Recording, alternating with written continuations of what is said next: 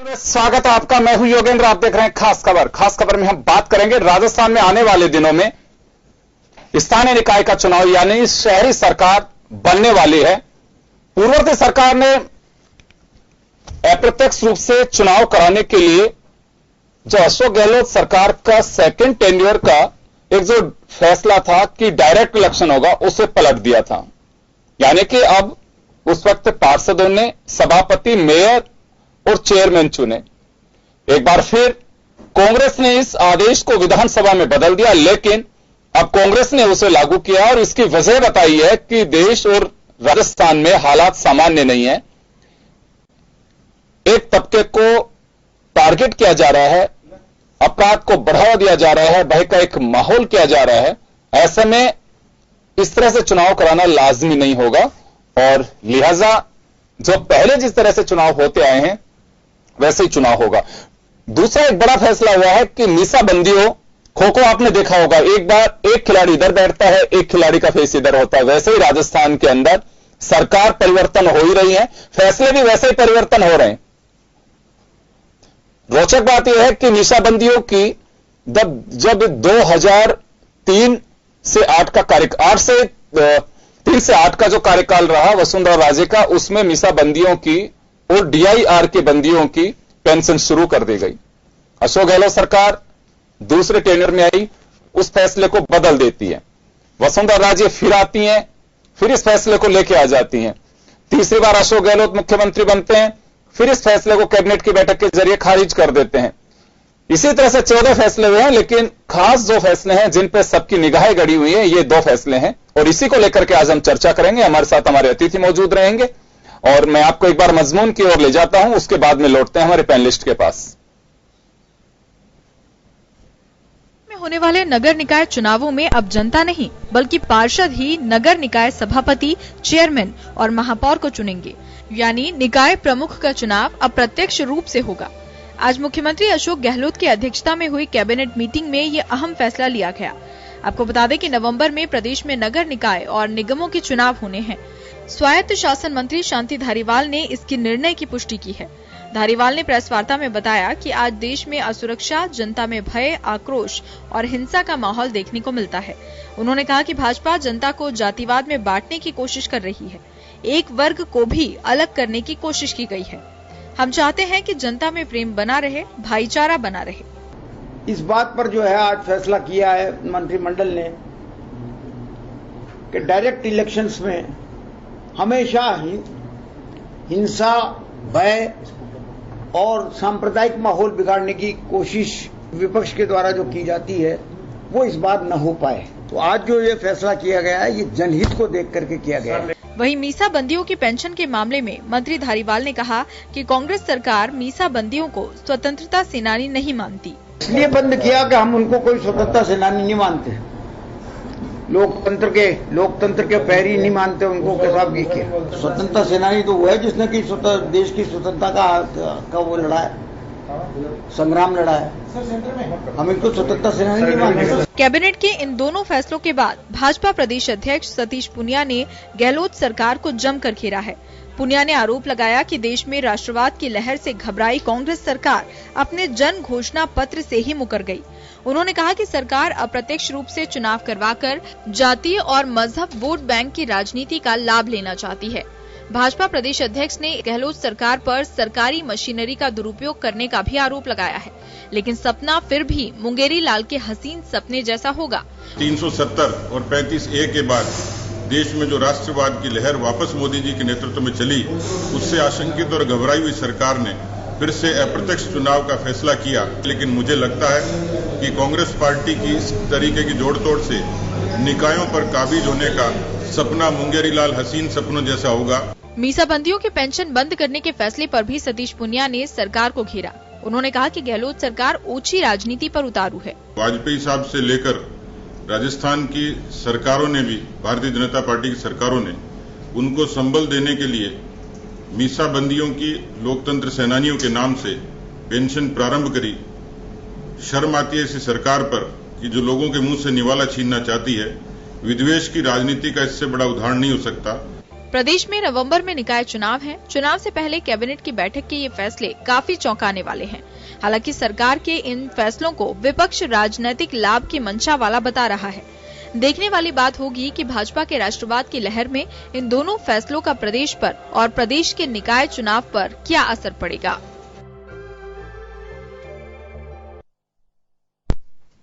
तो चलिए, आपने यह मजमून देखा। जब कैबिनेट का फैसला और सियासी पारा ना चढ़े, ये संभव नहीं है, और वो भी ऐसे विषय पे जिसपे डिसीजन हो, इलेक्शन को लेकर के और एक DIR और मीसा बंदियों के फैसले को लेकर के।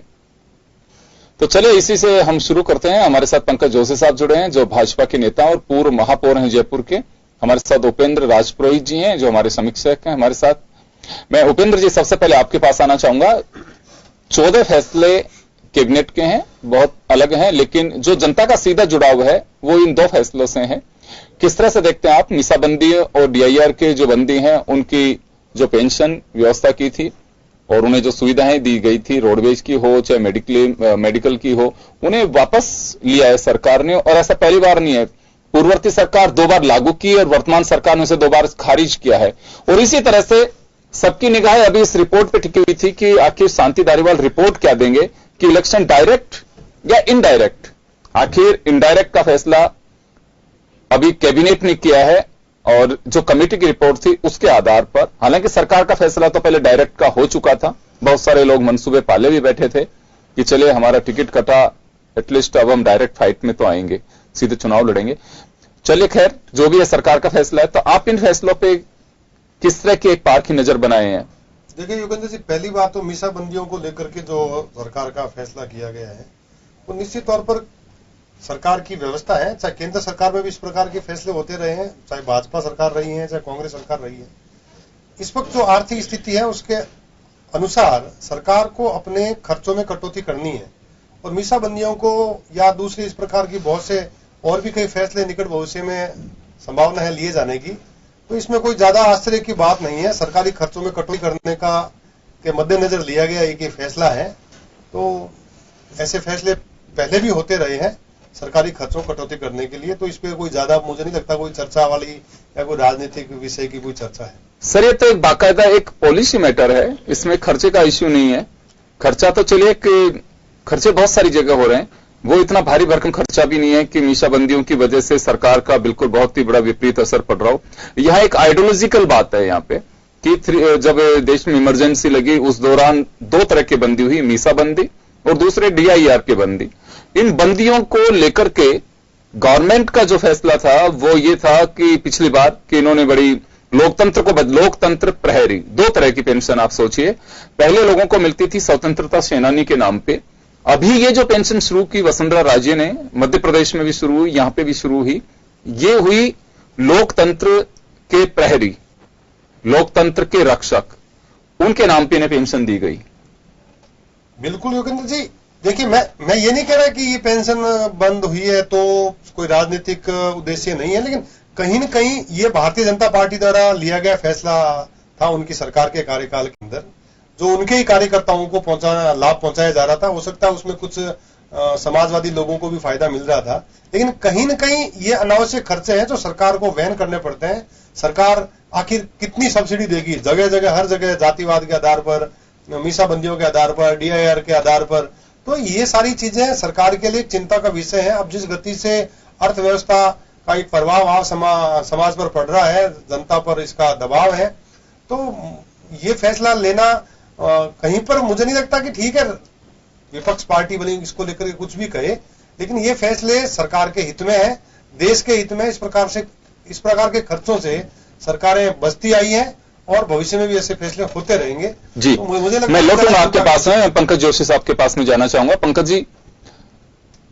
एक बार फिर इनडायरेक्ट इलेक्शन, आपने तो खुद ने भी इनडायरेक्ट के माध्यम से मेयर बने हैं, किस तरह से देखा जाए इसे? देखिए, मैं पहले जो है आपका मीसाबंदी वाला उसका जवाब देता हूँ। देखिए, मैं कह रहा हूँ कि क्या बेसिकली इस देश में इतने बड़े लोकतंत्र के लिए क्या ये खर्चे हैं? क्या इनको खर्चों के रूप में देखा जाना चाहिए? इस देश का लोकतंत्र विश्व का सबसे बड़ा लोकतंत्र है और जिस तरीके से लोकतंत्र की पहली बार जिन लोगों ने लोकतंत्र की हत्या हुई, जिस तरीके के लोकतंत्र के अंदर ऐसा नहीं था कोई पार्टी विशेष के लोग थे, बल्कि एक ऐसे लोग थे जो लोकतंत्र के बचाव में बहुत सारे लोग थे जिन्होंने अपने जीवन को जो है उसमें झोंक दिया, और जो है वो केवल और केवल इसलिए लड़े कि पार्टी के राज और उसके लिए नहीं, बल्कि इसलिए है ना कि देश में जिस तरीके के लोकतंत्र की व्यवस्था की गई है जो है वो ठीक नहीं है, और उसके कारण इतने लोगों ने जो है सालों साल जो है जेल में रह करके अपने जीवन का जो सुनहरा अवसर था वो उन्होंने खोया। और उसके बाद आपने आज इस चीज को वापस दिखा दिया कि हम वही चीज चाहते हैं कि हम किसी ना किसी रूप में जो है इमरजेंसी जो लागू की थी उसको हम जो है कहीं ना कहीं जो है वाजिब ठहराना चाहते हैं, कहीं ना कहीं हम सिद्धांत से जो है उसको ठीक ठहराना चाहते हैं, इसलिए आपने इन चीजों को वापस किया, पहली बात। दूसरी बात, चुनाव के निकायों की बात की। मैं कह रहा हूं कि चुनाव के निकायों की बात किसने की हुई? आते ही सबसे पहले देखा जाए तो कैबिनेट के फैसले में राजस्थान के किसी गरीब की बात नहीं, किसी लोगों की बात नहीं, किसी जनता की बात नहीं, खाली और खाली केवल पहला फैसला है ना कि चुनाव जो है म्युनिसिपल कॉर्पोरेशन के चुनाव जो है सीधे कराए जाएंगे। और आप देखिए कि इतनी जल्दी कराने के बाद आप देखिए कि जैसे ही लोकसभा के रिजल्ट्स आए तो सरकार की हालत कैसे हुई कि आप जो है कभी कार्यकर्ताओं के ऊपर ढोलना चाहते हैं, कभी मंत्री की कमेटी के ऊपर ढोलना चाहते हैं, कभी किसी के ऊपर ढोलना चाहते हैं, और आखिरकार आप जो है जैसे किसी न किसी को बल्ली का बकरा बना बनू करके और आप उस डिसीजन को कैबिनेट में ला करके आज वो डिसीजन लेकर आएंगे साहब हम जो है इनडायरेक्ट चुनाव कराएंगे। और इनडायरेक्ट चुनाव क्यों कराएंगे?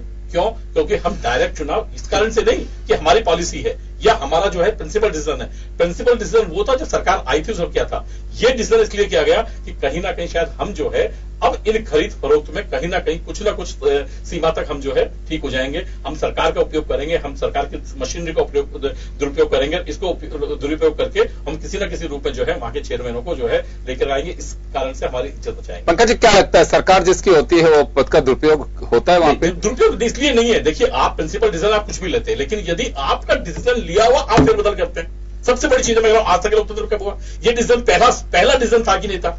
मतलब सरकार बनने के बाद पहला डिसीजन आप देखिए, मतलब कोई डिसीजन होता मानते हैं ठीक है आपने सेक्रेटरी चेंज कर दिया, आपने और कुछ चीज कर दी, आपने व्यवस्थाएं चेंज कर दी, आपने अदर चीज आपने क्या किया कि म्युनिसिपल कॉर्पोरेशन के मेयर के चुनाव जो है तो ये क्या कार्यकर्ताओं से बिना पूछे कर दिया था क्या, या आपने सोच के बिना कर दिया था क्या, या कोई दिल्ली के आला कमान का फैसला आया था क्या जिसको आपने यहाँ पर जो है इम्प्लीमेंट कर दिया था? अब दिल्ली वापस आ रहा हूं पंकज जी, आपके पास आ रहा हूं। सुशील शर्मा साहब, हमारे पास जयपुर नगर निगम के इंडिपेंडेंट पार्षद हैं और तीसरी पारी ये खेल रहे हैं। सुशील जी, इस फैसले को आप किस तरह से लेते हैं? सभापति, चेयरमैन और मेयर इसके इलेक्शन अब डायरेक्ट ना होकर के वापस एक बार आप जैसे पार्षद ही चुनेंगे? देखो, ये फैसला रियल में पहले की वसुंधरा जी की सरकार ने किया था। हाँ। और ये बढ़िया फैसला था और ऐसे होता आया आज तक। एक प्रयोग किया था अशोक गहलोत जी ने ज्योति खंडेलवाल के टाइम, और वो प्रयोग जयपुर शहर की बात कर रहा हूँ, बाकी तो राजस्थान पर लागू है, और वो प्रयोग फेल हुआ। लेकिन सरकार के नोटिस में था, क्यों इसे फिर कैबिनेट के जरिए मैं वही बता रहा हूँ। पंकज जी ने अभी कहा आते ही पहला काम ये किया उन्होंने, आते ही कुछ तो करना ही था, तो आते आनंद फानंद ने कर दिया। कुछ करना था, ये करना कुछ तो करना ही था भाई, सरकार आई और कुछ करना था तो कर दिया। तो वसुंधरा जी के फैसले को बदलो, तो उन्होंने बदल दिया। लेकिन अब पता चला 370 के बाद में कि साला यहाँ तो सुपड़ा साफ हो रहा है सारा मामला, और अब करो तो वो अभी इन्होंने बताया कार्यकर्ताओं पे ढोलना या और कोई काम करना, ऐसा कर करा के अपन कैसे इन प्रकार निगम कैसे बनाए, क्यों सत्ता में होता है वो करते हैं। और अब डिसीजन तो ले लिया सरकार ने, वो ले लिया, क्योंकि सरकारें जब डिसीजन ले लेती है वो सर्वमान्य होता है, वो बीजेपी पे भी लागू होगा, कांग्रेस पे भी लागू होगा और सारी जनता पे भी लागू होगा। तो इसमें कहीं दिक्कत नहीं है, सरकार है, सरकार फैसले लेती है। वसुंधरा जी ने किया ही था कि एजुकेशन को जोड़ा था, इन्होंने एजुकेशन को हटा दिया। तो ये तो जो सत्ता में होता है वो करता है अपन। अब मैं सत्ता में कैसे आ जाऊं इन प्रकार मेरी निकाय कैसे? लेकिन मैं एक बात जानना चाहता हूं सुशील जी, आप तो किसी पार्टी से आपका ताल्लुक नहीं है, लेकिन ये मनमर्जी, लोकतंत्र में मनमर्जी नहीं चलती है, लोकतंत्र में जनहित के फैसले जानने जाते हैं। वो कोई सरकार हो, अपने एजेंडे को अपने तरीके से जनता पे थोपा नहीं जा सकता। थोप दिया ना, उन्होंने थोप ही दिया था। उन्होंने कहा भाई अंगूठा टेक चुनाव लड़ेगा, 10वीं पढ़ा हुआ लड़ेगा, थोप दिया, हम खूब चिल्ला के रह गए। वसुंधरा जी नहीं मानी। मेरी बात जानता हूं, ये वसुंधरा जी ने एक पहल की, मैं तो इसको सैल्यूट करता हूं, लेकिन पार्लियामेंट से विधानसभा तक भी आना चाहिए, पार्लियामेंट से विधानसभा तक भी आना चाहिए। सारे वंचित हो गए, आज जेल में है कई तो जो फर्जी किए थे। मेरा नहीं, होना चाहिए था, बहुत बढ़िया बात। आप मेरे बहुत सीनियर हो, आप मेयर रहे हो जयपुर के, मैं आपकी इज्जत भी करता हूं। साथ में पारी खेली आपने, बहुत, मैं तो आदरणीय है मेरे लिए तो। लेकिन मैं आपको बताऊं, मेरे कांग्रेस बीजेपी नहीं है, मेरे लिए कोई सी टिकट की आवश्यकता भी नहीं है, मुझे नहीं चाहिए कांग्रेस की टिकट, ना भारतीय जनता पार्टी की चाहिए। यदि मैंने काम किया धरती पर मैं जीत आऊंगा डायरेक्ट। मैं एक बात हूं, इसे एक बड़ा अच्छा मेरे को लगा अभी निर्णय होने के बाद, क्योंकि दोगा चित्ती में था क्या होगा क्या होगा। जब फैसला आया तो मैं बड़ा राजी हुआ कि कम से कम पार्षदों की कदर तो होगी। खरीद फरोख्त तो बात की बात है, इन्होंने तो आरोप लगाया है, ये राजनीतिक भाषा है, खरीद लेते हैं, लेकिन पार्षद की कदर ही नहीं होती। क्योंकि जब डायरेक्ट चुनाव हो जाता है तो पार्षद की, आप भी इस बात को मानेंगे कि पार्षद की इमेज नहीं है फिर वहां, फिर वो मेयर मनमानी करता है, चेयरमैन मनमानी करता है, वो नहीं मानता पार्षदों की। उसकी क्या दबाव है, उसको कोई हटा नहीं सकता। ज्योति खंडेलवाल को सारे मिलकर भी नहीं हटा सके। दारीवाल जी को कह दिया, वो तो बूढ़ा है, कल नहीं है उसमें। तो गहलोत जी की नहीं मानी, बहुत करड़ी बात कह रहा हूं आपके चैनल पर, और नहीं मानी उसने 5 साल वो करी, आज आपने भी देखा किसी की नहीं सुनती थी, उसकी भी नहीं मानी गई। उन्होंने कहता है कि अधिकारी यहाँ चोर हैं, भ्रष्ट हैं, बहुत सारी बात है वो तो है, लेकिन वो कांग्रेस को तो लेडू बीक मानी नहीं ना। ये होता तानाशाही रवैया कि एक बार मैं जीत गया और मेरे को कोई हटा नहीं सकता। मैं तो ये कह रहा हूं उनको वापस बुलाने का अधिकार का कानून भी ले आना चाहिए, ताकि पता चले सारा डरता हुआ काम करे जनप्रतिनिधि। ये क्या तरीका है आप? फिर ये तो सत्ता में कर लिया, इतने पहले उस दिन विधानसभा में क्यों लाए, इन्होंने पूछा ना, विधानसभा में लाए क्यों थे, ऐसा था तो लेकिन लिया। अब वो 370 के बाद में लगा भारतीय जनता पार्टी पूरे हिंदुस्तान में छा रही है, अब ये कुछ करेंगे तो कैसे करें। और कार्यकर्ताओं की तो कई फॉर्मेलिटी सी राय ली थी, तो मेरे से भी राय ली थी उसमें, मैं भी मैंने भी चिट्ठी लिखी थी कि भाई इनडायरेक्ट ही कराओ यार, तो हमारी तो कदर हो। मेयर तो मैं बनना नहीं, लड़ूंगा तो सही मैं, लेकिन बनना नहीं, क्योंकि वहां खरीद फरोख्त होती है, मुझे पता होती है क्या, सब कुछ होता है इस लोकतंत्र में। हाँ, मैं बहुत करड़ी बात कह रहा हूँ, मेरी तरफ क्या देख रहे हो, मैं चेयरमैन बना हूं ना। अच्छा खरीद फरोख्त की बात नहीं है, बदला तो भी तो मिला, चेयरमैन ही कैसे मिली भाई? किसी को पैसा मिला होगा, किसी को चेयरमैन ही मिल गई होगी। हाँ, लेकिन वो भी है तो वही और स्टैंडिंग। लेकिन मेरे जैसा निर्दलीय व्यक्ति की कदर तो हुई साढ़े कम से कम, ये बहुत बड़ी बात है। नहीं, लोकतंत्र में हमारी तो कदर ही नहीं होती, ऐसे ही आते चले जाते, पार्षद रह गए। निर्दलीय तो प्रधानमंत्री बन गए सुशील जी। हाँ, प्रधानमंत्री बन जाते देवगौड़ा जी जैसे साहब, क्या बात कर रहे हो, ये वक्त की बात है जिनकी जमीन होती है। बताओ अब इससे बड़ी कदर क्या है? चलिए मैं लौटूंगा आपका प्रश्न, उपेंद्र जी के पास में एक बार फिर जाना चाहूंगा। उपेंद्र जी, इसे कैसे देखा जाना चाहिए, गहलोत सरकार का ये किस तरह का डिसीजन रहा? या तो इसमें पहले एक्सरसाइज नहीं की गई, या फिर इतनी जल्दीबाजी क्या थी कि चले हम इनडायरेक्ट से हटा करके डायरेक्ट इलेक्शन, थोड़ा वेट किया जा सकता था।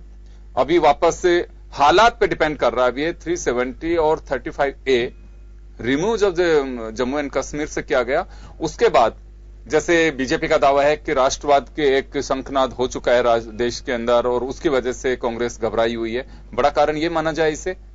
नहीं योगेंद्र जी, या जो आरोप लगा रहे हैं कि भ्रष्टाचार ज्यादा फैलेगा, उससे अब रोकेंगे? पहली बात तो मैं थोड़ा सा आपके क्वेश्चन का जवाब बाद में दूंगा, पहले जोशी जी की 2 बातों का मैं जवाब देना चाहूंगा। जी बताइए। जोशी जी ने कहा कि मीसाबंदी, अगर मीसाबंदियों को जैसे ये जोड़ रहे हैं कि साहब वो लोकतंत्र के पहरी थे, इस प्रकार से उनकी पेंशन बंद करके अन्याय है, भविष्य में लोकतंत्र का बचाव करने के लिए कोई आगे नहीं आएगा, तो फिर मेरे को ये बड़ा डर लग रहा है कि जम्मू कश्मीर के अंदर धारा 370 और 35A के विरोध में जिन आतंकवाद समर्थक लोगों की गिरफ्तारी हुई है जम्मू कश्मीर में, भविष्य में वो भी कहेंगे साहब हमें भी आपके कांग्रेस। डिबेट से अलग ही चले गए। मेरी बात सुनिए, एक सेकंड पता नहीं क्या नहीं, बात सुनिए पहले। दूसरा पंकज जी आप एक बार सुनिए, ये जो जिस रूट पे कह रहे हैं वो मेरी बात थोड़ा, इनका ये कहना है कि चाहे वो महबूबा मुफ्ती हो, वो लोग कभी अगर सत्ता में आएंगे तो कहेंगे कि साहब हमें लोकतंत्र बचाने के लिए हमने भी। ऐसा हो सकता है इस देश के अंदर कि ऐसे लोग भी सत्ता में आएंगे? मेरी बात तो सुनिए, देश में 132 करोड़ जो है जनता जो है इस चीज चाहेगी। बात सुनिए, मैं कह रहा हूं ये गलत, इस प्रकार का हम समर्थन करते हैं तो गलत परंपरा को शुरुआत कर रहे हैं कि साहब मीसाबंदियों, ठीक है मीसाबंदियों को आपने पेंशन दी, आपकी पार्टी सत्ता में आई, आपने उनके लिए कुछ किया, कोई दिक्कत नहीं है, लेकिन उसका इस बात में समर्थन करना कि वो जब आपातकाल लगा, उस आपातकाल के दौरान वो लोग अंदर गए थे, उनके लिए कांग्रेस ने बंद किया। नहीं, मेरी बात सुनिए, मेरी बात सुनिए, अपराधी थे तो अपराधी, मेरी बात सुनिए, मंथन कीजिए, मंथन कीजिए। इसी वजह से लोगों ने जमानत नहीं करवाई। मैं किसी पार्टी का सदस्य नहीं हूं, मैं ये कहना चाह रहा हूं, कल को जम्मू कश्मीर में ये पार्टियां वापस सत्ता में आती है भविष्य में, सर बात तो सुनिए, सत्ता में आती है, आप सुनना चलिए एक बार सुन लीजिए। कोई आ सकता है, सत्ता में तो आ ही सकता है, सत्ता में कौन रोक सकता है? सत्ता में ऐसे कैसा? अरे जनता आतंकवादी नहीं है वो, आतंकवादी नहीं है वो, आतंकवादी नहीं है, ये तो आपके विरोधी फारूक है। अब्दुल्ला, महबूबा मुफ्ती उनकी बात कर रहे हैं, फारूक अब्दुल्ला वगैरह। आपकी पार्टी के सपोर्ट से मुख्यमंत्री रही, आपकी पार्टी के सपोर्ट से रही। अरे ऐसा नहीं है, आ सकते हैं जो भारतीय जनता पार्टी 2 से थी वो आज फुल बहुमत से आगे, फुल बहुमत आ क्यों नहीं सकती? 1977 में इमरजेंसी की बात हुई, उसके बाद इमरजेंसी लगी क्या? वापस आ सकती है। सुनिए क्या हो रही है? अरे आ जाएगी तो आएंगे तो भुगतेंगे, क्या वापस आएंगे तो भुगतेंगे। आप कह रहे हो आ सकती है क्या 370-35 में? मेरी बात को फिर गलत दिखा रहे हैं और क्या कर रहे हैं नहीं, आप? आते नहीं, नहीं, आप समझ ही नहीं पाए, समझ नहीं पाए, समझ नहीं पाए। आप लोग बात को समझिए। पता नहीं क्या बना देते हो। अरे भाई वो कब मेरी बात सुनिए, कब वो कहलाएंगे? बात सुनिए, आप कब पहले बात कहलाएंगे वो भाई? सुनिए, आप बात सुनिए, स्वतंत्र सेनानी आप कब बात कहलाएंगे? सुनिए, सोचिए। पंकज जी, ये जो कहना चाह रहे हैं, एक बार आप सुनिए, भाई, कह लेंगे बात को। एक बार सुनिए। आप- आप ये सोच रहे हैं वैसे नहीं करेंगे, ये वो नहीं करे बात। आप बात करें लाने की जो है 370 पर बैठ है ही नहीं था। नहीं, मेरे बात यही तो बात है, ये लोग सुनना चाहते ही नहीं कहना चाह रहे है, हैं। ये खाली बोलना जानते हैं। जब भी तो सत्ता में है। मैंने ये कहा है कि इन फ्यूचर महबूबा या अब्दुल्ला या पैंथर पार्टी, चलो अपन महबूबा अब्दुल्ला को छोड़ दें, पैंथर पार्टी भी आज वहां पर भी विरोध कर रही है। हाँ। पैंथर पार्टी यदि सत्ता में आती है, मैं 370 का समर्थन नहीं कर रहा कि वो लग जाए वापस। आप ध्यान से सुनिए, हाँ। घुसा लीजिए दिमाग के अंदर। आप बताइए ना क्या कह रहे हैं? आप सुनिए बात को, आप सुनाइए ना, मैं ये कह रहा हूँ, सुनाइए जनता को। मैं आपको भी सुना रहा हूँ, आप भी सुनिए। बोले बोले, आगे जनता बढ़िए, जनता और आप हम सभी सुन रहे हैं। अगर पैंथर पार्टी सत्ता में आती है वहां पर, हिंदूवादी पार्टी है वो सत्ता में आती है, वो भी विरोध में वहां पर आंदोलन कर रही है। वो भी अगर वो पार्टी में सत्ता में आती है और वहां पर इस वक्त जो भी अंदर गए हैं जेल के अंदर, चाहे 100, 150, 200, उनको वो कहते हैं साहब ये तो लोकतंत्र के पहले थे, इनको हम आजादी के सैनिक मानते हैं और इनको पेंशन देते हैं, तो वो गलत होगा। वो सर हम यही कह रहे हैं आपसे, आप यही सुनिए, कहना चाह रहे हैं हम आपसे। आप बोलते नहीं, आप जो कह रहे हो, आप बोलिए, इन्होंने क्या कहा? हिंदूवादी पार्टी है, पहली बार इन्होंने क्या कहा? एक जो है विश्लेषक होकर के कह रहे हैं हिंदूवादी पार्टी है। बिल्कुल। हिंदूवादी पार्टी की बात हो रही है, राष्ट्रवादी पार्टी की बात हो रही है। हिंदूवादी पार्टी, हिंदूवादी पार्टी की बात हो रही है, राष्ट्रवादी पार्टी की बात हो रही है। राष्ट्रवादी मान लो, कैसे मान दो? अलग अलग राष्ट्रवादी चीजें मान लो, दोनों अलग अलग चीजें हैं। राष्ट्रवादी मान लो, तो राष्ट्रवादी अरे पार्टी आप अनुशासन आप क्यों लगाएगी? केवल आप लोग कैसी बात करते हो आप? केवल अनावश्यक बहस करना चाहते हैं, भावनाओं को नहीं समझते। गहलोत सरकार के फैसले पर जम्मू कश्मीर सरकार के फैसले पर फैसले नगर निगम नगर अब निकाय बात करते हैं गहलोत सरकार के फैसले पर। हाँ, मैं कहता हूं इससे शानदार फैसला हो नहीं सकता। सुशील जी ने कितनी अच्छी बात कही, क्या पार्षदों की या एमएलएज की या एमपीज की अहमियत तभी होती है जब ये लोग अपना नेता चुनते हैं। एमपी देश के अंदर प्रधानमंत्री को चुनते हैं, हाँ, तो एमएलए सर उस फैसले को पलटने की जल्दबाजी क्या थी फिर उस समय? जल्दबाजी- थोड़ा वेट तो करना चाहिए था। देखिए सिर्फ इस वजह से कि वसुंधरा राजे ने इनका फैसला बदला तो इन्होंने उनका बदल दिया। बस वही है। नहीं, वसुंधरा जी ने गलत किया उस वक्त। नहीं, क्यों गलत किया? क्यों गलत किया? गलत किया, वो डोमिनेट करना चाहती थी, उनको एक आदमी चमचा जो चाहिए था। सत्ता में होता है वो करता ही है साहब, वो कुछ भी बोले, और इन्होंने ला के कर दिया। चुनाव किया तो क्या गलती करी? उनका नहीं, कोई नहीं, पहले से यही चला रहा था। नहीं, सर पहले से यही चला देश सुनिए सुनिए 70 साल में एजुकेशन नहीं आए और देखिए। इसके उन्होंने कहा भी एजुकेशन एक मिनिमम एजुकेशन होनी होनी चाहिए। चाहिए। कहा गलत किया? नहीं किया। हैं? नहीं, गलत नहीं अब आप किया। ये कह दीजिए और कह दीजिए कि नहीं साहब अब तो जो है प्रधानमंत्री सारे लोग जो ऐसे होने चाहिए जो पढ़े लिखे ही नहीं हो। नहीं, नहीं, अरे पढ़े लिखे की बात नहीं है। आपने इतना एजुकेशन अभी इतना एजुकेशन हुआ नहीं है कि आप 100% तो यही कह रहे हैं ना, यही तो कह रहे हैं। आप सुनना सर, नहीं आजादी के बात भी 70 साल बाद मुझे ऐसा लगता है, देखिए कम से कम आपका सरपंच बन रहा है, प्रधान बन रहा है या आपका पार्षद बन रहा है, वो ये तो समझ सके कि मेरे को जो ज्ञापन देके जा रहा है हिंदी के अंदर, उसको पढ़ करके उसमें जो डिसीजन कर सके। कहीं ऐसा नहीं हो कि अंगूठा छाप और ये कह करके चला जाए कि साहब ये अपने घर की संपत्ति मेरे नाम करने का बिल्कुल वचन सही देते है, हैं। लेकिन लोकतंत्र में उसकी भी तो विचारे की भूमिका है कहीं ना कहीं। भूमिका है, उसको आप है। पढ़ा हो सर लेकिन एक 70 साल बाद भी अगर हम वही तो वंचित ही करता बेचारे को, वो अपराधी थोड़ी है, कर पाए तो फिर तो अपराधी थोड़ी है वो बेचारा, मैंने अपराधी की बात नहीं, अपराधी थोड़ी है। 70 साल में आपका भी राज है, कहता हूं कांग्रेस ठीक है ना, सर, नहीं मिले आपको। अरे आप नहीं, मैं कह रहा हूं, कहीं ऐसा बचा क्या? लोकसभा और विधानसभा में इसका करना अरे आप मुख्यमंत्री डायरेक्ट करा लो ना यार, जोर से बोलिए। मुख्यमंत्री प्रधानमंत्री डायरेक्ट राष्ट्रपति शासन लागू कर दो, मुख्यमंत्री कहाँ दिक्कत आ गई? डायरेक्ट कर दो सारा, अरे भाई फिर डायरेक्ट की इन बात छोटे नहीं जनप्रतिनिधियों की जरूरत ही कहाँ है? भाई ये होना चाहिए था, तभी तो हमने चेंज किया। मैं आपको अब कह रहा तो हूँ। डायरेक्ट के विरोध में थे। आप विरोध में थे तो बढ़िया रहा, क्या तो इन्होंने कर दिया, बदलना था ना फैसला, वसुंधरा जी का फैसला बदलना था। करना गलत है क्या? अब क्यों बदला? अगर प्रयोग किया, मैंने बता दिया ना आपको, इसलिए बदला वही था। अगर कहीं प्रयोग किया, रोहित गलत थोड़ी साहब, किया। रोहित साहब, प्रयोग करना बिल्कुल गुनाह नहीं है, ना गलत है, प्रयोग करना चाहिए। लोकतंत्र में कुछ भी, आज मैं ये टेबल यूं लगा के हूं, कल ये टेबल हटा करके आप लोगों से मैं बातचीत कर सकता हूं, इसमें कोई अन्याय या अनर्थ नहीं है।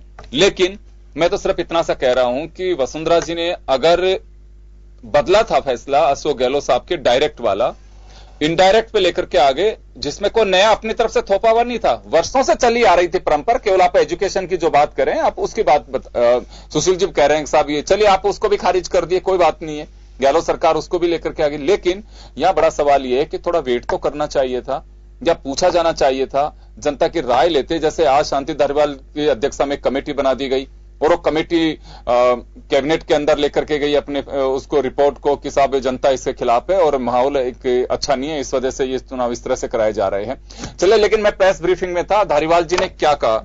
धारीवाल जी के सबसे बड़े अल्फाज ये थे, जिसपे मैं ब्रेक के बाद आऊंगा। उनका साफ कहना था कि देश के अंदर धर्म जाति के नाम पर माहौल बिगाड़ा जा रहा है, ऐसा माहौल है नहीं, हॉर्स ट्रेडिंग की जा रही है, यानी कि भ्रष्टाचार पनपाया जा रहा है, एक भय का माहौल है, एक डर का माहौल है। इसकी वजह से इस फैसले पर फिलहाल डायरेक्ट इलेक्शन कराना उचित नहीं होगा। तो मेरा सवाल अभी अब मेरे पैनलिस्ट से होगा कि डर और भय के माहौल में कोई सरकार इतनी ढेर हो सकती है? मुझे बड़े इसको पूछ करके मैंने पूछा भी धारीवाल जी से कि साहब हालात और भी बिगड़ सकते हैं, तो सरकार क्या उसमें बिल्कुल सरेंडर होगी कि बिल्कुल हमें ऐसा नहीं कर सकते क्योंकि माहौल खराब है? माहौल खराब है तो आप माहौल को कंट्रोल में करिए, सरकार इसी वजह से सौंपी जाती है लोकतंत्र में। छोटे से ब्रेक के लिए रुकेंगे, ब्रेक के बाद वापस लौटते हैं।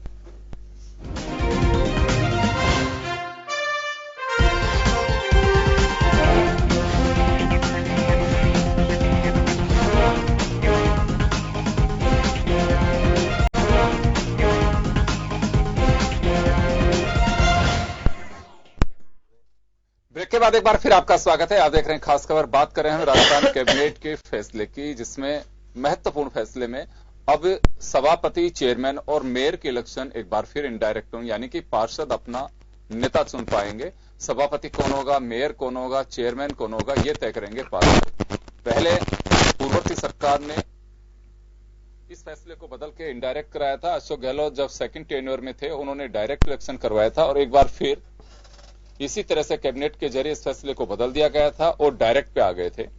लेकिन परिस्थितियां कुछ बदली और सरकार को फैसला करना पड़ा कि एक बार फिर हम इनडायरेक्ट इलेक्शन करवाएंगे। चले, मैं सुशील शर्मा साहब के पास में एक बार फिर जाना चाहूंगा। सुशील जी, इसे एक सरकार का डर कहें कि वास्तव में यह फैसला तो सोच समझ कर लिया गया है, पहले का फैसला हो सकता है जल्दबाजी में लिया गया हो और अब वापस से इसे जब इसी गवर्नमेंट ने इसी कार्यकाल में जो पहले के फैसले को खारिज किया है और अपना नया फैसला इनडायरेक्ट वाला ही वापस लेकर के आए, इसे किस तरह से देखा जाना चाहिए? सरकार की जल्दबाजी का फैसला था पहले कुछ नहीं है, या फिर अब डर है? जल्दबाजी अब तो करनी थी, चुनाव की तारीख आ गई, अब तो कुछ तो निर्णय करते ही डायरेक्ट करते इनडायरेक्ट करते। सरकार अनिर्णय की स्थिति में, पहले जो डिसीजन लिया वो बिना सोचे समझे ले लिया, अब जो डिसीजन लिया ये भी बिना सोचे समझे ले रहे हैं, ये जल्दबाजी में ले रहे हैं। क्या करना चाहते हैं ये मैसेज गलत गया ना, इन्हीं का फैसला खुद को ही बदलना पड़ा, तो ये एक मैसेज अच्छा नहीं गया सरकार के लिए। आम आदमी के लिए बुरा होगा भला होगा वो तो वक्त बताएगा, किसी पार्टियों के लिए कैसा रहेगा ये वक्त बताएगा, लेकिन आप कोई निर्णय तो करें। आप इतनी बड़ी सरकार चला रहे हैं, आपके पास सरकार चलाने का पावर आ गया, जनता ने मैंडेट दे दिया आपको, और आप उसके बाद में उसको पहला अभी बता रहे थे पूर्व मेयर साहब की, उन्होंने पहला काम यही किया, मुझे पता नहीं क्या किया था पहला काम, लेकिन उन्होंने वहां विरोध भी किया था इसका, करते ही वो तो। और अब इन्होंने ऐसा क्या जल्दबाजी आ गई थी कि जब कर दिया तो कर दिया, जो होगा सो देख लेंगे चलो, लेकिन अब वही बात थी कि इसको कैसे बदले, और इसमें भी बड़ा मंथन हुआ है, कई दिन से मंथन कर रहे थे, आपने भी देखा होगा, मीडिया भी पूछ रही थी, हम भी रोज देख रहे थे भाई कब होगा कब होगा कब होगा, एक एक दिन जा रहा था, अब तो एकदम सर पे ही आ पड़ी, कुछ ना कुछ तो करना ही था, तो इन्होंने फिर ये जल्दबाजी में ले लिया। यदि ये पहले वाला रखता तो स्टैंड पर तो रहती सरकार कम से कम, लेकिन हमारे से सुझाव मांगे थे, सुझाव क्या मांगे, जबरदस्ती दिए थे, मांगा तो किसी ने कुछ नहीं, हमने दिए तो हमने तो ये कहा कि भाई पार्षदों की कदर करो, और हमने भी लिख के धारीवाल जी को मैं भी दे आया हूं मेरे लेटर पैड पर कि चले, लेकिन बात मान ली गई आप जैसे भाइयों की। हाँ नहीं, वो मैं तो लिख के देखा है, मानी गई, वो तो मानते ही, मैं नहीं भी देता तो भी कुछ ना कुछ तो होता ही, लेकिन मैं भी लिख के देखा है, तो निश्चित रूप से मेरे जैसे आपके जैसे कितने लोगों ने दिया होगा, हाँ तो निश्चित रूप से वो माना गया है, और भाई पार्षदों की इज्जत तो होनी चाहिए, ये बात तो इनको, ये भले ही कहे, लेकिन ये चुनाव इनडायरेक्ट से होगी, पार्षदों को कदर, और कोई तरीका नहीं है कि पार्षदों की इज्जत बनी रहनी चाहिए? फिर क्या कदर है, और इसके अलावा क्या कदर? वो चुन के चला गया, उसकी बात माने तो माने, मेयर नहीं माने तो नहीं माने, ज्यादा ज्यादा साधारण सभा में चिल्ला ले वो, और इससे ज्यादा क्या कर सकता वो? और इनडायरेक्ट में तो थोड़ा प्रेशर होता है, प्रेशर तो नेचुरली प्रेशर होगा, और कोई प्रयास करेंगे कि नहीं काम करेगा तो विश्वास प्रस्ताव लाएंगे। वो अधिकार है, वो अधिकार है, बहुत सारे अधिकार है यदि काम में ले तो। और मैं कह रहा हूं वो डर के काम, वो भी डर के काम करेगा कि यार पार्षद नाराज क्यों करूं मैं पार्षदों को, वो उसको फिर डायरेक्ट हो गया तो फिर उसको मुख्यमंत्री की परवाह नहीं।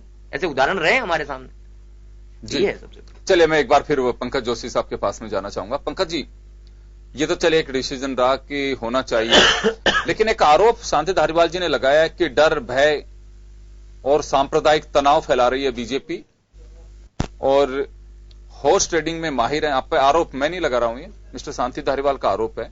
उस पर मैं आपसे जानना चाहूंगा कि जनता के हित में ये फैसला किया गया है ताकि इनके भय, डर और सांप्रदायिक तनाव जो फैलाने की कोशिश करके और बोर्डों पे कब्जा करना चाहते हैं, उससे जनता उसका जवाब दे सके। देखिए, मैं तो कह रहा हूँ कि जो है इतना ये जवाब जो है एक खुद जो है पहले गृहमंत्री रहे, अब पहले भी यूडीए संभाला, अब भी यूडीए संभाला, बहुत वरिष्ठ जो है मंत्री है वहां पर। उसके बाद जो है ये मुझे लगता है कि प्रहार हमारे ऊपर, जनता के ऊपर न होकर के शायद सरकार पे ही जो है संतुष्ट नहीं है, ऐसा प्रयास लगता है। क्योंकि आज जो लॉ एंड ऑर्डर की व्यवस्था जो है किसकी जिम्मेदारी है, आज सांप्रदायिक दंगे नहीं हो इसकी जिम्मेदारी किसके पास है? राज्य सरकार पर। तो वो कह रहे हैं कि साहब इसका भय बना हुआ है, इसका मतलब ये सही कह रहे हैं लोग, जो कह रहे हैं, जो मीडिया कह रही है वो ठीक कह रहे हैं कि सरकार के हाथ में कुछ भी नहीं है, अपराधी जो है खुले घूम रहे हैं। हम भी तो ये कह रहे हैं इनको कि भाई आपके हाथ में कुछ भी नहीं है, आपसे ना लॉ एंड ऑर्डर समझ रहा है, ना आपसे अदर चीज समझ रही है। अभी आपने मालपुरा का देखा, उससे पहले आपने जो है जयपुर में जो है हालत देखे। तो मैं कह रहा हूँ कि ये जो चीजें हैं ये तो खुद के आरोप लगा रहे हैं। रही बात इन चीज की कि भाई बाकी चीजें, तो मैं कह रहा हूँ भाई ऐसा क्या था आपको कि आपने जो परिवर्तन किया, उन परिवर्तन के पीछे इस जनता सब जानती है कि क्यों आपने परिवर्तन किया, किन चीजों से आप डरे। लोगों को भय नहीं है क्या? बेसिकली पार्षद को वोट देने के लिए भय से आएगा क्या? आज भी तो पार्षद को वोट देगा, आज भी तो मेयर को वोट देगा भाई वो। और आज भी पता है उसको पार्टी को, किस पार्टी को वोट देना है, किस पार्टी का मेयर आएगा। जिस पार्टी के सबसे ज्यादा पार्षद जीतेगा उसका मेयर बनेगा, तो उसके बाद पता चल जाएगा। नहीं, ये भ्रम तो छोड़ दो, आपके सब ज्यादा पार्षद देने की जरूरत है। आपके पार्षद थे 64 और हमने मेयर बना दिया। नहीं, देखिए मैं फिर कह रहा हूँ उन्हीं में से ही टूट हो जाती है। नहीं, वो तो देखिए वो चीजें हैं, लेकिन मैं कह रहा हूँ आपको कि शुरू से लेकर के 92 से लेकर के अभी तक के जो मेयर बने हैं उनकी आप पोजीशन, हाँ वो तो वही बने। और लेकिन उसके बावजूद भी जो है सत्ता और संगठन के अंदर ये जरूर बातें हुई है कि कभी 6 महीने 8 महीने का यदि कार्यकाल बचा हो तो आप जो कह रहे हैं कि भाई नहीं, खेलने के लिए दल बदल कानून लागू नहीं है ना वहाँ। हाँ, मतलब आप बीजेपी से जीत के आए तो कांग्रेस को वोट दे सकते हो आप, या दूसरे को भी दे सकते हो। मैं ये कह रहा हूँ आपको, लेकिन ये चीजें ऐसी क्रॉस वोटिंग, हाँ क्रॉस वोटिंग होती है। नहीं, क्रॉस वोटिंग हुई है ना, आपके सामने हुई है। क्रॉस वोटिंग तो 21 हुए आपके। नहीं, क्रॉस वोटिंग तो क्रॉस वोटिंग तो जहाँ लागू होती है वहां भी हो जाती है। हाँ, जहाँ क्रॉस वोटिंग लागू होती है वहां भी हो जाती है, मेंबर हो राज्यसभा में हो जाती है, इसलिए जिंदाबाद कीजिए चीज के। लेकिन फिर भी जो है कहीं ना कहीं ये जो डर सताता है, ये जो डर है, ये कहीं ना कहीं जो है खुद की जो मैं कह रहा हूँ कि काम असमर्थता है या ये कहे कि जो खुद की जो डेफिशिएंसी है उसका उदाहरण है कि आप जो है उनको जो है परिवर्तन करते जाए। हमने तो कहा भाई आप डायरेक्ट चुनाव कर लीजिए, उसमें भी कोई दिक्कत नहीं है। हाँ। हमने कहा भाई इनडायरेक्ट करा लीजिए, उसमें भी कोई दिक्कत नहीं है चुनाव में। लेकिन आपको जो डर सता रहा है वो लोगों को समझ में आ रहा है कि आपको किस चीज का डर सता रहा है। सब जनता कह रही है कि आपको 370 35 का डर जो है जम्मू कश्मीर से लेकर राजस्थान तक आ रहा है। तो अब आप देखिए कि कैसी स्थिति है, और इसीलिए उनको लगता है कि शायद उसका भय उनको पता नहीं, यहाँ तक समझ में नहीं आ रहा है। लेकिन जनता इतनी ये समझ नहीं पा रहे, 370 का ही वहां का लोकल पार्षद काम करने वाला होगा तो उसका असर यहाँ नहीं होगा, जो है समझ नहीं पा रहे, सता रहा है वो भय ही है एक तरह का। और क्या, चलिए राजपुरोहित साहब के पास में जाना चाहूंगा। उपेंद्र जी, सबसे बड़ी बात तो यही है कि इस फैसले के कई मायने हैं और आरोप लगाया शांति धारीवाल ने कि देश और राज्य जिस तरह का माहौल, सीधा निशाना उनका बीजेपी पे और केंद्र सरकार पे था कि वो माहौल जिस तरह का क्रिएट कर रहे हैं उस माहौल में इस तरह से चुनाव कराना संभव नहीं है। इसका क्या सरकार का किस तरह का ये रुख में देखना चाहिए हमें कि माहौल नहीं है, माहौल अगर ऐसा नहीं है तो सरकार क्या चुनाव नहीं कराना चाहती? वैसे ये अपनी खुद की उपज या बीजेपी पे आरोप लगा करके कोई इन पे उंगली ना उठाए उसको ये ढाल बनाया जा रहा है? नहीं योगेंद्र जी, ऐसा नहीं है। पहली बात तो धारीवाल जी ने जो ये बयान दिया, मुझे बड़ा आश्चर्य हो रहा है कि उनसे इस प्रकार की अपेक्षा मुझे तो व्यक्तिगत नहीं थी कम से कम, कि वो इस प्रकार का बयान इस वक्त देश के अंदर दें। मुझे नहीं लगता किसी प्रकार का कोई भय का माहौल है। लेकिन यहाँ पर ये जरूर है कि यदि मेयर का चुनाव डायरेक्ट होता, देखिए यहाँ पर दो तरह की सोच मुझे जो दिख रही है। पहली, मेयर का चुनाव यदि प्रत्यक्ष रूप से होता है तो कहीं न कहीं केंद्रीय नेतृत्व द्वारा राजस्थान के अंदर प्रचार किया जाता और धारा 370, 35 है और जो ये अभी उसका पूरा लाभ लेते हैं। उसका लाभ तो अब नहीं मिलेगा लाभ उसका। बिल्कुल, अब कहीं न कहीं इसमें आएगा, लोकल मुद्दे हावी रहेंगे। तो पार्षद डायरेक्ट चुनाव जीत के आएंगे तो लोकल एक क्षेत्र विशेष के मुद्दे हावी रहेंगे, जनता की चॉइस के लोग चुनकर आएंगे और उन्हीं में से एक व्यक्ति को मेयर के लिए, वहां जरूर कुछ रस्साकसी का खेल हो सकता है। अब देखने की बात है रस्साकसी में कौन जीतता कौन नहीं जीतता। लेकिन यहाँ पर दूसरी जो सोच इसके पीछे ये है, जो एक स्वस्थ लोकतंत्र के लिए जरूरी है। यदि मेयर एक पार्टी का चुन के आ जाए और जो सदस्य गण है वो विपक्ष की पार्टी के हों तो उस शहर का विकास 100% बाधित होता है। वहां रोज झगड़े फसाद के अलावा कुछ नहीं होगा।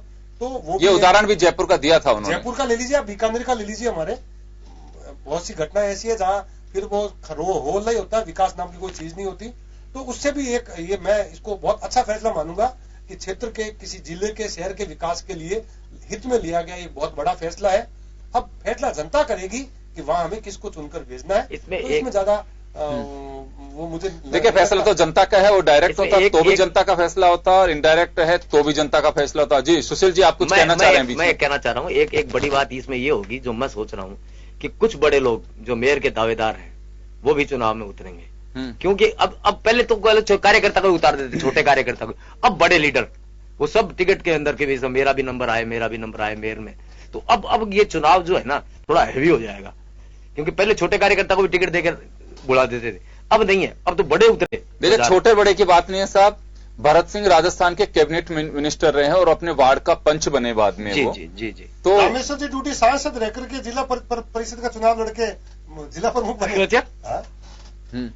नहीं, बड़े लोग मांगे टिकट मांगे। चलिए, आप अपनी बात पूरी करिए। मैं ये कह रहा था, जैसे मान लो जो पूर्व में बड़े पद लोग थे वो इसलिए क्योंकि मेयर का डायरेक्ट होता तो मेयर के लिए लड़ाई लड़ते, पार्षद के लिए नहीं लड़ते। लेकिन अब वो भी पार्षद की लड़ाई लड़ेंगे, क्योंकि पार्षद बनेगा वही मेयर बनेगा। अहमियत होगी, यानी कि पार्षद की अब ये कहा जा सकता है।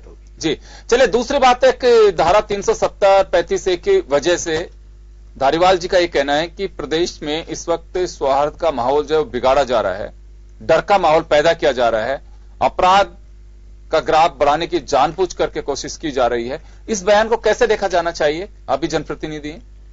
देखो, 370 वो कश्मीर वाला मामला है। राजस्थान में देखो, जो सत्ता में सरकार होती है उसकी जिम्मेदारी होती है कि यदि माहौल डर का है तो आप डर को दूर करो।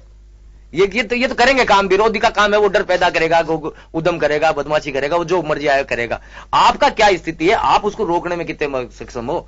फिर आपको सत्ता किस लिए सौंपी है हमने? ये तो करेंगे, ये तो विरोधी उसमें बैठे इनका काम है, ये तो करेंगे, भड़काएंगे भी, जंगा भी कराएंगे, सारा काम करेंगे। लेकिन आप किस लिए बैठे हो सत्ता में? एक बात अभी राजपुरोहित साहब ने कहा कि एक एजेंडा जनता के बीच लेकर के आया जाता है, लोकलाइज जो इलेक्शन होना चाहिए, खासकर लोकल बॉडी का, इसमें नेशनल इश्यू, राष्ट्रवाद, इस तरह की चीजें आती, फिर उसका जवाब कांग्रेस देती है। तो एक माहौल जिस तरह का अच्छा नहीं होता या बिगड़ने की, मेरे ख्याल इसमें इन्होंने ये सोचा जी कि ये 370 ये मुद्दे जो है ना, बड़ा डायरेक्ट इलेक्शन होगा तो ये भाई साहब ने कहा ना कि वो बड़े नेता आते हैं और मेयर को जिताना ही है, प्रेस्टीज इश्यू है अब तो। और अब क्या होगा, लोकल चुनाव अगर कौन जाए यार, पार्षद में जो जीतेगा उसमें तो देख लेंगे कोई ढंग का आएगा। तो अब वो वहां वाला मुद्दा यहाँ नहीं लगेगा। मेरे हिसाब से इनकी सोच के पीछे यही मानसिकता रही होगी कि यार आपने तो इंडिपेंडेंट ही करा, बड़े नेताओं को प्रचार में आने से रोकने के लिए किया। ये पंकज जी देंगे इसका जवाब। नहीं, देखिए, मुझे लगता नहीं रविंद्र जी कि कभी भी आप देखें तो डायरेक्ट इलेक्शन ऐसा नहीं है कि यहीं पर है। डायरेक्ट इलेक्शन बहुत सारी स्टेट्स के ऊपर है। एमपी में अभी भी डायरेक्ट इलेक्शन है, या यूपी में अभी भी डायरेक्ट इलेक्शन है, छत्तीसगढ़ में अभी भी डायरेक्ट इलेक्शन है। लेकिन आप कल केंद्र के नेताओं को वहां अजी क्या बात करो, एमपी से बड़ा चुनाव है मेयर का, जयपुर मेयर का। और मैं कह रहा हूँ आप अमित शाह और मोदी को बुलवाते हैं यार, ये तो हुआ नहीं, मैं बता देता। मैं एमपी की बात मध्य प्रदेश की कर रहा हूँ। मध्य प्रदेश में डायरेक्ट चुनाव है, मैं एमपी की बात नहीं कर रहा हूँ, मैं एमपी की बात कर रहा हूँ। और ये कोई बड़ी बात नहीं है, अभी बुला ले।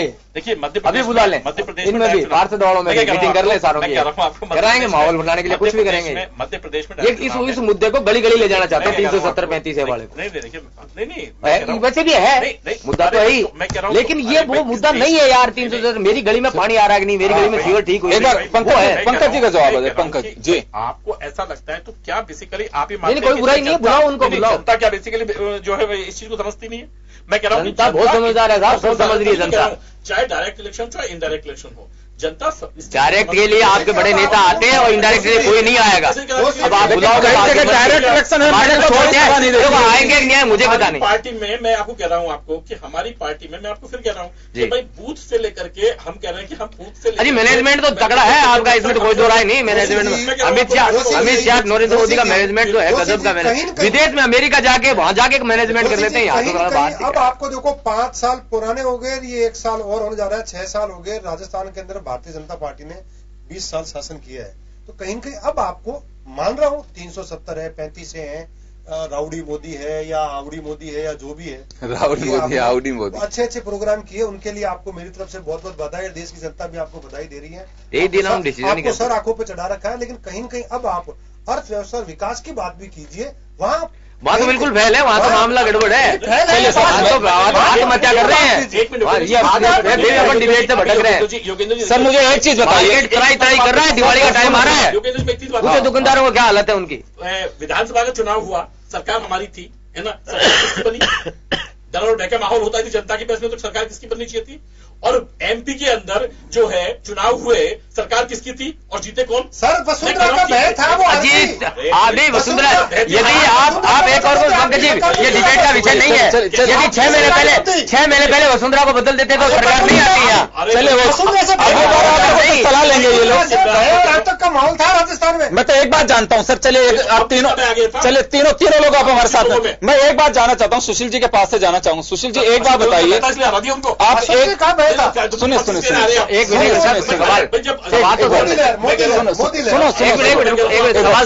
सर आप दोनों सीनियर हो, सवाल सुनिए। मैं एक बात बताइए कि ये तो लग रहा है कांग्रेस को कि जैसे आपने भी कहा कि एक ऐसा माहौल लग रहा था कि 370-35 को बुलाने की कोशिश करते, बड़े नेता आकर के सभाएं कर सकते थे, सारी बातें। देखिए ये पार्टी का एजेंडा है किसी का भी, वो कैसे चुनाव लड़ती है अब उस पर डिपेंड, इसमें कहीं कोई बुराई नहीं है। लेकिन मेरा आज तक का जो एक्सपीरियंस, आप काफी सीनियर है, मैंने कभी ऐसा नहीं देखा कि कोई बड़ा नेता जाके कहीं पे कोई सभा कर रहा हो। लोकल इलेक्शन को लोकल लीडरशिप, प्रदेश अध्यक्ष जा सकता है, कहीं कोई बड़ा है तो जनसंपर्क के लिए वहां का कोई मुख्यमंत्री अगर है उस पार्टी का, या कोई और बड़ा नेता है तो वो जा सकते हैं। लेकिन मुझे ऐसा कभी नहीं लगा कि कोई प्रधानमंत्री स्तर का या कोई राष्ट्रीय अध्यक्ष आकर के किसी भी पार्टी का, कांग्रेस हो, बीजेपी हो, चाहे दूसरी पार्टी, उन्होंने कोई आकर के सभा की हो। तो हम इसे एक बड़ा मुद्दा क्यों बना रहे हैं? सुशील जी मैं आपके पास में इस वजह से आना चाह रहा हूं कि ये पूरा election campaign local issues based होगा या फिर हमारे 370-35 से, या फिर गहलोत साहब कहेंगे कि सांप्रदायिक तनाव फैलाया जा रहा है, जातिवाद का जहर घोला जा रहा है, ये सब चीजें चलेंगी। चुनाव जीतने के लिए कोई भी एजेंडा काम में ले सकते हैं। 370 को भी लाएंगे, 35 को भी लाएंगे, केवल बीजेपी लेके आएगी। बीजेपी क्यों, ये भी करेंगे, हाँ। ये भी कहेंगे कि बहुत डर का, ये तो कर ही दिया ना, डर का माहौल है साहब, बहुत हालत खराब है, इसलिए हम तो इनडायरेक्ट ही कराएंगे साहब। तो ये कर ही दिया कि इन्होंने, तो दोनों तरफ से बह, तो दोनों तरफ ही है, दोनों पार्टियों में बह। एन केन प्रकार कैसे निकाय बनाए, ताकि क्योंकि अब पंचायत के चुनाव आने वाले हैं, यदि ये निकाय हार जाते हैं तो पंचायत के ऊपर असर पड़ेगा इसका, तो ग्रामीण स्तर पर, नीचे के स्तर पर फर्क पड़ेगा। और वहां का इनका बीजेपी का मैनेजमेंट ऊपर, कांग्रेस में तो ऊपर क्या बचाई क्या है, कांग्रेस में तो ऊपर मैं कहूंगा तो बुरा लगेगा, कुछ नहीं बचा वहां तो ऊपर कहां, ऊपर का मतलब ऊपर बड़े लीडरशिप, राहुल जी इस्तीफा दे ही गए।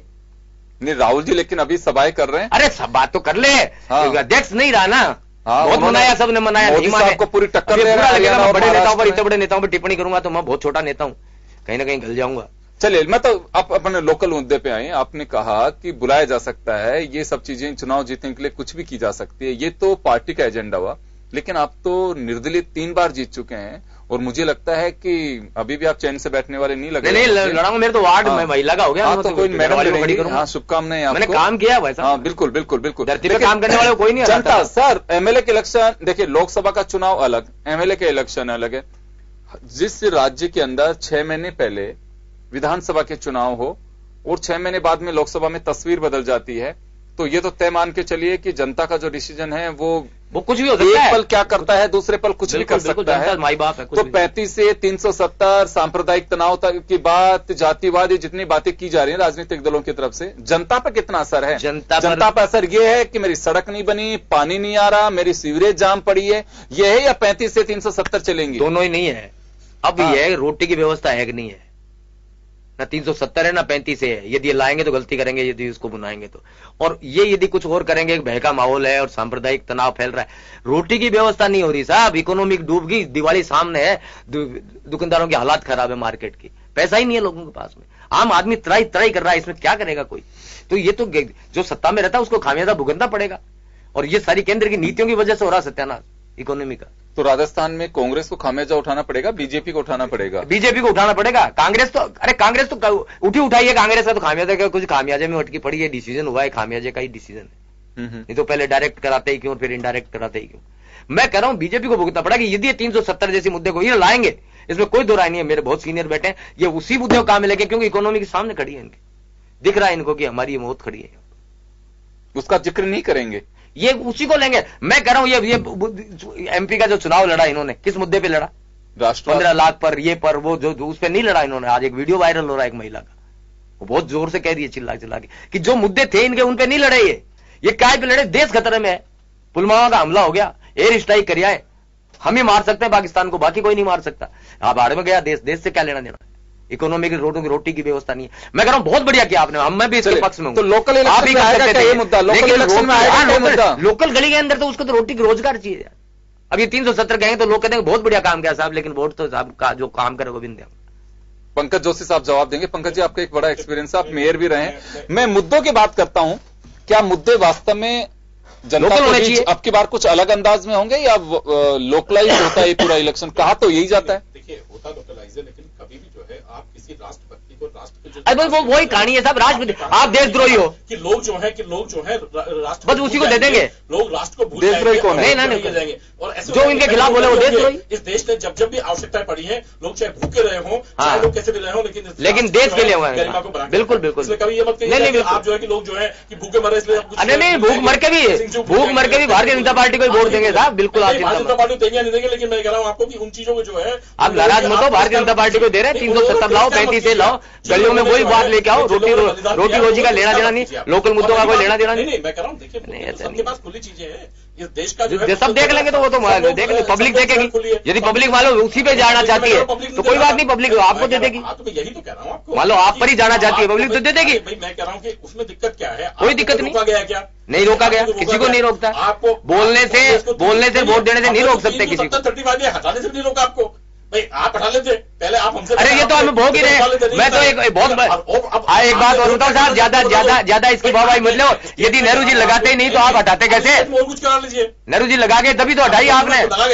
हाँ तो लगाई तभी तो हटाई, वो लगाते ही नहीं तो हटती नहीं, तो इसकी वाहवाही लेने की कहाँ नौबत आती? तो वो लगा गए ना, रहता बांस ना बनती बांस। हाँ यही है, चीजें लगा के गए हैं जिनको हटाना बाकी है। और लगा दो, क्या क्या हटाना बता दो, जीने दोगे कि नहीं? सर मैं तो वहीं आना चाहता ये बताओ हूं इस इलेक्शन में। सर ये इलेक्शन जो है ये लोकल लेवल पे है, ये क्या वास्तव में राष्ट्रीय मुद्दे और ये हावी रह पाएंगे क्या? हमें तो सवाल जानना करेंगे, नहीं रह पाएंगे तो जबरदस्ती करेंगे। पंकज जी को देना जो जवाब। बात आपने बिल्कुल ठीक कहा, ये जो मुद्दे होते हैं ये बिल्कुल लोकलाइज मुद्दे होते हैं, और निश्चित रूप से जो कैंडिडेट की जो इमेज है वो बहुत ज्यादा फर्क पड़ता है, क्योंकि उसका जो खुद का जो प्रत्यक्ष संपर्क है वो बहुत काम आता है, क्योंकि हर एक आदमी जानता है और देश की जनता बहुत अच्छे समझती है कि भाई क्या चीजें हैं। लेकिन उसके साथ साथ जनता ये भी समझती है कि पूरी की पूरी वोट जो है उसमें कौन लोग जो है काम कर पाएंगे, कौन लोग काम नहीं कर पाएंगे, कैसी सरकार बनेगी, किस तरीके का जो है निगम चलेगा, ये सब चीजें देख करके वोट देते हैं। हमें मुझे लगता है कि जो चीजें हैं कैंडिडेट के सिलेक्शन से लेकर के लास्ट के जो है उसके व्यू रचना तक, उसके चुनाव लड़ने तक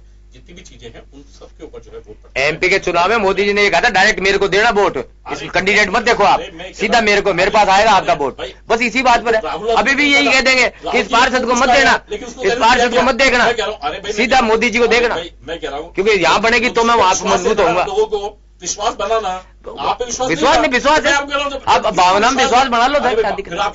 भावना इस देश में आप भावना भगाओ साहब, यदि जनता नहीं समझेगी तो राजपुरोहित जी पास जाना चाहूंगा। राजपुरोहित जी, चर्चाएं हैं ये, धारीवाल साहब ने जो कहा कि सांप्रदायिकता का माहौल, सुशील शर्मा साहब का ये कहना है कि अनुच्छेद 370 और 35A उसको जब रिमूव किया वहां से जम्मू एंड कश्मीर से, उसके बाद से कांग्रेस को लगता है कि राष्ट्रवाद का एक बार फिर से एक वेग फैलाया जा सकता है, जिससे पार्टी को नुकसान हो सकता है इस चुनाव के अंदर। तो क्या वास्तव में यह जो इलेक्शन है लोकल लेवल का इलेक्शन होता है, इसमें इतना असर होता है कि राष्ट्रीय मुद्दों का, या पहली बार ऐसा नया कुछ जनता के बीच में चर्चाएं आ सकती हैं? देखिए युगेंद्र जी, राष्ट्रवाद का मुद्दा होना कोई बहुत बड़ी बात नहीं है। राष्ट्रवाद की भावना होनी चाहिए। मेरे हिसाब से हर हिंदुस्तानी के अंदर राष्ट्रवाद की भावना है, चाहे वो किसी भी जाति से बिलोंग करता है। लेकिन कहीं न कहीं इसको राजनीतिक रूप से इसका दोहन जरूर किया जा रहा है, इसमें कोई दो राय नहीं है। और यहाँ कांग्रेस पिछड़ रही है। कांग्रेस के ये बात क्यों समझ में नहीं आ रही, ये मेरे लिए भी बड़ा एक अक्ष प्रश्न है कि कांग्रेस इस चीज से इससे दूर क्यों भाग रही है। वो भी इसका पीछा करे ना। जब भारतीय जनता पार्टी गांधी को छीन रही है, पटेल को छीन रही है, तो कांग्रेस को भी कहीं न कहीं इस मुद्दे को छीनना चाहिए। वो क्यों इस मुद्दे से दूर जाकर के अपने आप को इससे अलग कर रही है। इसका खामियाजा कांग्रेस लगातार भुगत रही है। और आज जो शांति धारीवाल जी ने बयान दिया है, मैं कह रहा हूं इसका भी इनको खामियाजा राजस्थान में भुगतना पड़ेगा। अब रही बात, भारतीय जनता पार्टी राष्ट्रवाद के मुद्दे को इस चुनाव में लाएगी, इसमें कोई दो राय नहीं है। लेकिन यहाँ 3 तरह का ध्रुवीकरण मुझे बनता दिख रहा है। राष्ट्रवाद का मुद्दा प्लस कांग्रेस द्वारा इसका विरोध और लोकल चुनाव को देखते हुए आम जनता की भावना।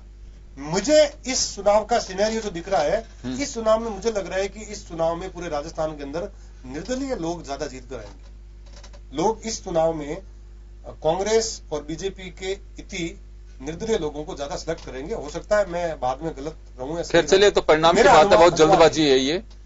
लेकिन चलिए, कुल मिलाकर के बात यह है कि सरकार ने अपने ही फैसले को पलट डाला, और वजह जो बताई गई है वह बड़ी रोचक बताई गई है। हर कोई जानना चाहता है कि ऐसा क्यों। सरकार का यह कहना है कि डर का माहौल है, सांप्रदायिक तनाव हो सकता है, इसकी वजह से एक बार के लिए इस फैसले को वापस, यानी कि इनडायरेक्ट इलेक्शन कराने की ओर ले जाया जा रहा है। खैर चलिए, पार्षद इससे गदगद हैं कि हमारी कदर डायरेक्ट इलेक्शन में बिल्कुल नहीं हो सकती। एटलीस्ट अविश्वास का प्रस्ताव का एक प्रेशर तो होता है सभापति, चेयरमैन, मेयर पे कि अगर पार्षद नाराज होंगे तो मुझे रवाना कर देंगे। खैर, लेकिन सरकार का ये फैसला और कैबिनेट के अंदर ये उस पर मुहर लगाई गई है। या तो पहले का फैसला जल्दबाजी में लिया गया था, या फिर अब का फैसला जल्दबाजी में लिया गया है। और सरकार को ये लगता है कि माहौल अब इसी अंदाज से बन सकता है, या हम वापस लोकल बॉडी पे कब्जा कर सकते हैं।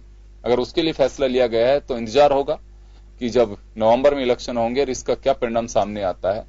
डायरेक्ट की बजाय इनडायरेक्ट करने से कांग्रेस कितने बोर्ड बना पाती है, बीजेपी कितने बोर्ड बना पाती है, ये सब भविष्य के प्रश्न हैं जो मुंह बाए खड़े होंगे। और देखना होगा कि पिक्चर साफ है, और पिक्चर के साथ साथ में अब स्थितियां क्या बनती हैं, कैसे बन पाती हैं। लेकिन फिलहाल तो यही एक चर्चा है कि सरकार बैकफुट पे है अध्यक्ष, सभापति और चेयरमैन के इलेक्शन को लेकर के।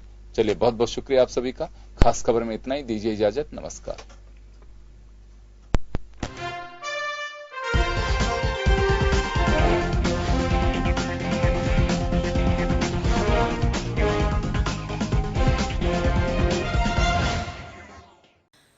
जन टीवी की लेटेस्ट अपडेट पाने के लिए हमारे चैनल को जरूर सब्सक्राइब करें और वीडियो शेयर और लाइक करना न भूलें।